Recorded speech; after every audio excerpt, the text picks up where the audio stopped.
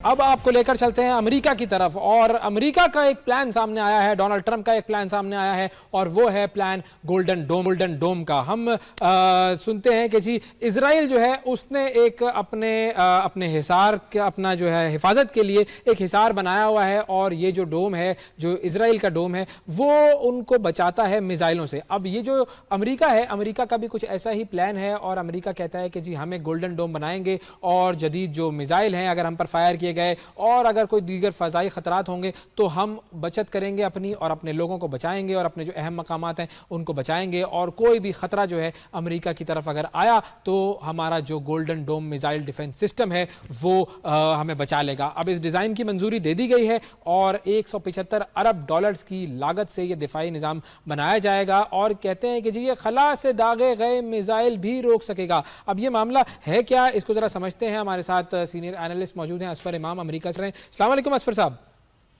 जी वालेकुम अस्सलाम। सर, ये जो आयरन डोम है इजराइल का, उसकी तरह का ये गोल्डन डोम अमेरिका बना रहा है, अमेरिका को क्या जरूरत पेश आई है? खतरा किससे है अमेरिका को?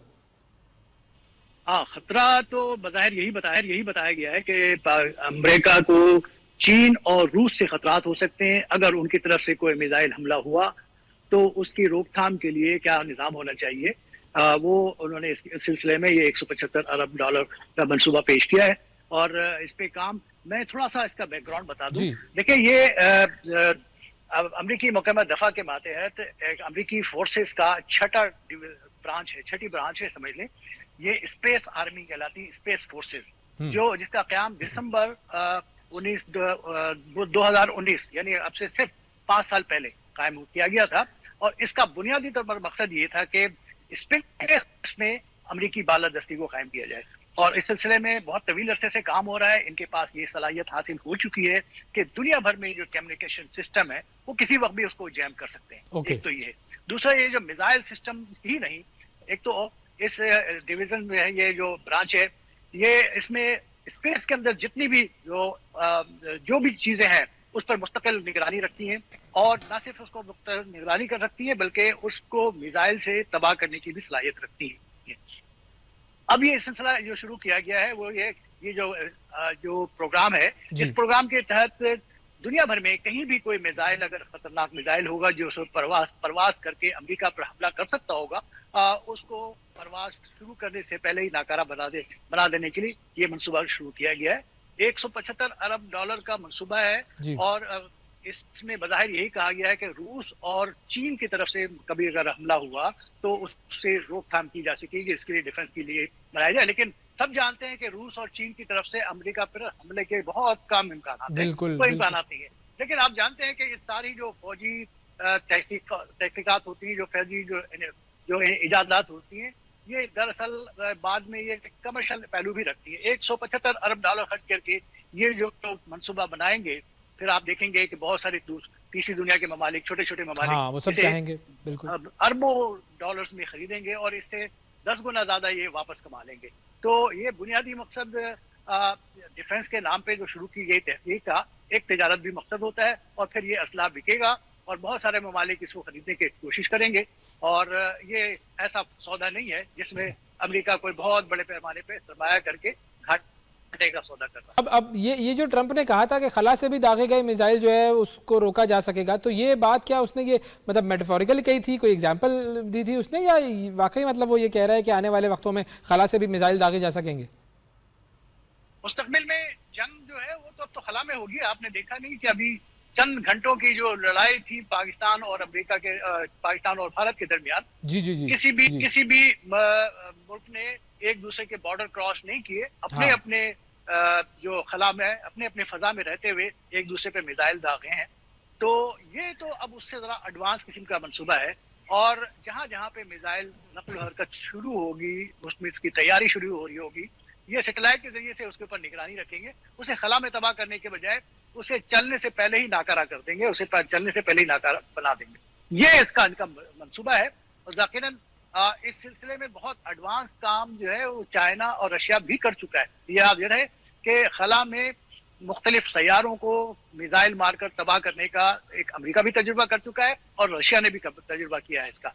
तो ये कोई नई चीज नहीं है اور اس پہ مزید کام ہوگا، لیکن اس کی ایک پبلسٹی اس طرح کی ہوتی ہے کہ بہت سارے ممالک اس سسٹم کو خریدنے کے لیے آگے بڑھتے ہیں اور پھر امریکہ اپنا پیسہ نکالتا ہے۔ تھوڑا سا ایسا کرتے ہیں، کمپیریزن کر لیتے ہیں. پینٹاگون والے جو ہیں وہ تو کافی عرصے سے یہ خبردار کرتے آئے ہیں کہ جو امریکہ کا جو موجودہ دفاعی نظام ہے وہ چین اور روس کے جدید میزائلوں سے مطابقت نہیں رکھتا ہے. تو ٹیکنالوجی کا اگر ہم تقابلی جائزہ لیں تو کیسے آپ سمجھائیں گے دونوں جو تینوں ممالک کی ٹیکنالوجی کا جو کمپیریزن ہے؟ ہاں جی بالکل، دیکھیں روس سے کہیں زیادہ چین نے اس سلسلے میں پیش رفت کی ہے اور نئی ایجادات کر رہے ہیں. چین کا تو طریقہ کار یہ ہے کہ وہ ہزاروں کی تعداد میں اسٹوڈنٹس یہاں امریکہ بھیجتا ہے. وہ یہاں سے جو ریسرچ ہو رہے ہوتے ہیں مختلف یونیورسٹیز میں، مختلف اداروں میں، وہ وہاں سے بیٹھ کے ریسرچ کرتے ہیں اور پھر اطلاعات یہ ہیں اور امریکی حکومت کے الزامات بھی ہیں کہ یہ ٹیکنالوجی چوری ہوتی ہے، چائنا جاتی ہے اور چائنا سے پھر اس میں استعمال بھی لاتی.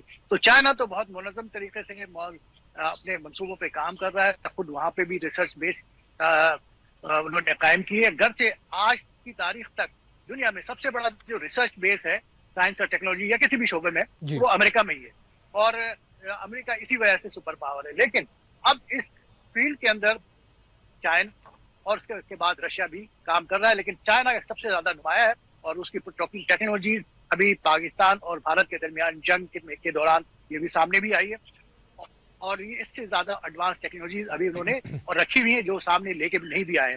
تو شاید اسی لیے امریکہ نے بھی اسپیس ٹیکنالوجی کے اندر اپنی پیش رفت کو، اپنے تحقیقات ریسرچ کو آگے بڑھانے کا فیصلہ کیا ہے، کیونکہ اس کے بغیر جو دنیا میں ایک سپر پاور کا جو کنسپٹ ہے وہ کافی دھندلانا لگ گیا. صحیح. اچھا آپ ذرا کینیڈا کی طرف چلتے ہیں. کینیڈا اور امریکہ کے درمیان ہمیں تھوڑی سی خلش تو نظر آ رہی ہے، لیکن کینیڈا نے بھی اس دفاعی نظام کے لیے دلچسپی ظاہر کی ہے.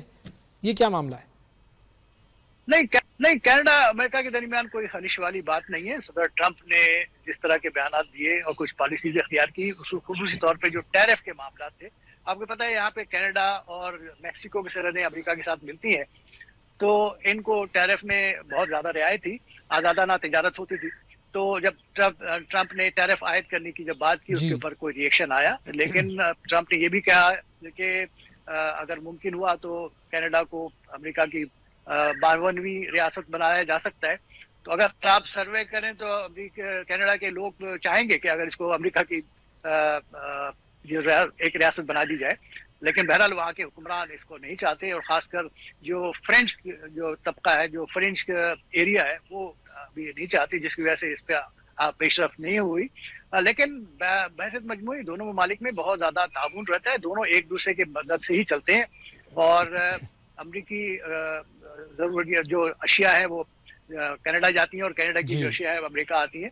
تو یہاں ان میں اس طرح کی کوئی پولیٹیکلی کوئی خاص تناؤ نہیں ہے. صرف اس حد تک تناؤ ہے کہ ایک ڈیموکریٹ اور ریپبلکنز کے درمیان جس طرح کی سوچ ہوتی ہے، سیم اسی طرح کی پارٹیاں ڈیموکریٹ اور ریپبلکن کینیڈا کے اندر ہیں اور وہاں کینیڈا کے اندر چونکہ ابھی تک ڈیموکریٹ ہے، یہاں پہ یہ ریپبلکن ہے، تو تھوڑا سا خیالات میں اختلافات ہیں. باقی کوئی ایسی خاص وہ نہیں ہے. باہمی تعاون ابھی ان کا جاری ہے، سرحدیں اسی طرح کھلی ہوئی ہے. کوئی خاص تناؤ والی کیفیت جو بات کر رہے ہیں جو ہم اپنے تناظر میں دیکھتے ہیں اس طرح کی کوئی صورت. اچھا، لیکن جب ظاہرہ جب ٹرمپ نے بات کی تھی کہ امریکہ کی 51ویں ریاست 51st اسٹیٹ بن جائے کینیڈا، تو اس پر بڑا شور ہوا تھا. اب امریکہ کی 50 ریاستیں ہیں، کوئی تقریباً 10 ملین اسکوائر کلومیٹر کا رقبہ ہے اس کا. تو امریکہ کی ترجیحات کون سے علاقے ہوں گے؟ کیا پورا امریکہ اس گولڈن ڈوم سے محفوظ بن جائے گا؟ اور ایک تو یہ بھی بتائیے گا اور دوسرا یہ بھی بتائیے گا کہ اس دفاعی نظام کی تنصیب میں چیلنجز کون کون سے سامنے ہوں گے؟ دیکھیے دفاعی نظام تو یہ تو خلائی نظام ہے نا، خلا کے اندر ہوں گے نا زیادہ تر سسٹم.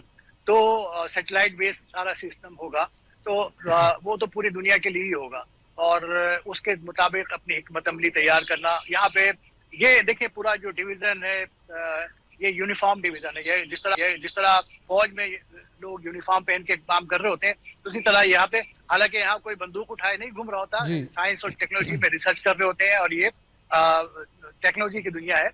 اور اس لیے ہم کہتے ہیں کہ روایتی جنگ کی صورتحال بدل چکی ہے.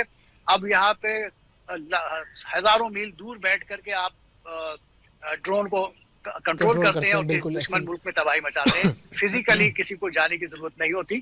تو یہ اب تو اس سے آگے بڑھ کر خلا के अंदर जो आपका जो इंस्टॉलेशन होंगी वो आपको पूरी दुनिया की निगरानी कर रही होंगी, और उसको यहाँ से बैठ के, अमेरिका से बैठ के कंट्रोल किया जाएगा। पेंटागन की जहाँ जहाँ पे दफातर हैं, और डिफेंस डिपार्टमेंट के जो जहाँ दफातर हैं, वहाँ पे बैठ के लोग इसको कार्रवाई कर रहे होंगे, और पूरी दुनिया इसी तरह कंट्रोल में रहेगी।